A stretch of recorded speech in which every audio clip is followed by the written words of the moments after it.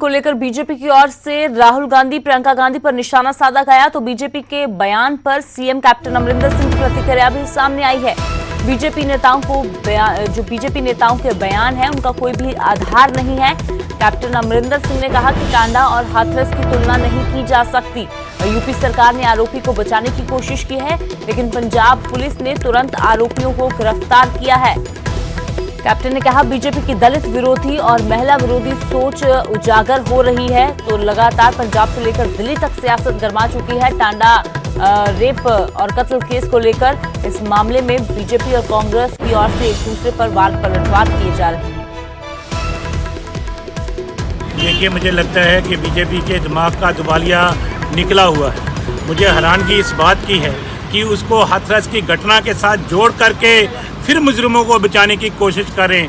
भैया, ये 4 ठाकुरों ने हाथरस में रेप किया था, वो सारे बीजेपी के रिश्तेदार थे और गरीब बेटी जुबान ना खोले उसकी जुबान काट दी गई। उसके बाद वो दिल्ली में अस्पताल में दाखिल नहीं करवाने दिया और उन्होंने दम तोड़ा उस बेटी ने, तो वहाँ पे यूपी में उसकी डेड बॉडी गई।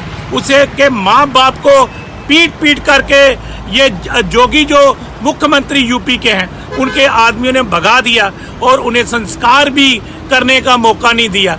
पुलिस वालों ने रात को 10 बजे उस गरीब बेटी का केरोसिन मिट्टी का तेल डाल डाल के उसको जला करके उसका संस्कार किया। आप बात करते हो बीजेपी वालों, आपके पापों का गड़ा भरा हुआ है।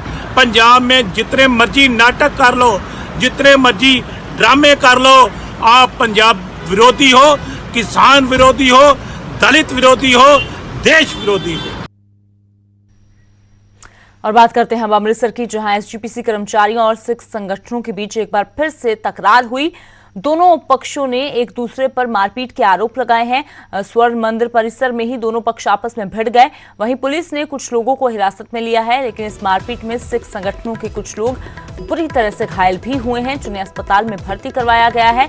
तो उधर एसजीपीसी ने कहा कि किसी भी सिख संगठन के सदस्यों को बंधक नहीं बनाया गया, बल्कि एसजीपीसी के कर्मचारी पर ही जानलेवा हमला किया गया है। तो ये तस्वीरें जो हैं उसी तकरार की, उसी मौके की हैं जब दो पक्ष आपस में भिड़ गए।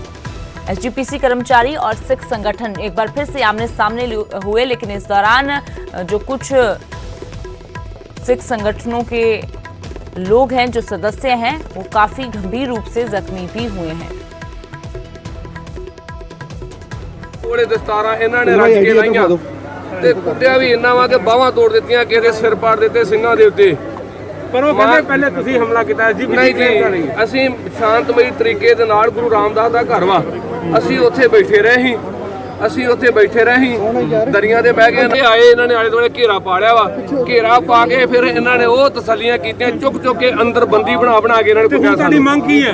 ਹਾਂਜੀ, ਮੰਗ ਕੀ ਹੈ? ਮੰਗ ਇਹ ਆ ਕਿ ਕੌਮ ਨੂੰ ਮੇਰੀ ਬੇਨਤੀ ਆ ਕਿ ਸਾਡੇ ਖੂਨ ਡੁੱਲੇ ਦੀ ਕੋਈ ਗੱਲ ਨਹੀਂ, ਬਾਹਾਂ ਟੁੱਟੇ ਦੀ ਕੋਈ ਗੱਲ ਨਹੀਂ, ਪਰ ਸਤਿਗੁਰਾਂ ਦੇ ਸਤਿਕਾਰ ਨੂੰ ਬਹਾਲ ਕਰਾਉਣ ਵਾਸਤੇ ਅੱਜ ਕਮਰ ਕੱਸੇ ਕਰਕੇ ਆ ਜਾਓ।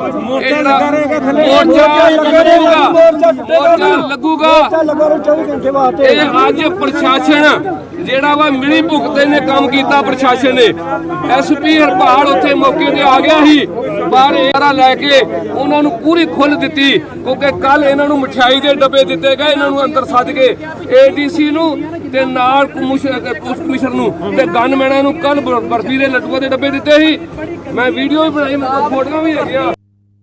बहुत बार गलबात हुई सी, बैठ के गलबात साडी लगातार जी साडे जिहड़े अधिकारी वो भी करते रहे, मैंबर भी करते रहे ने, लेकिन कई बार गल्लां बातां करके फिर जाके बाहर मुकर जाते रहे ने और किसी गलबात दे विच और इन्हां ने जिहड़ा सी और अपना उहदे ते पूरे नहीं चढ़े। तो वही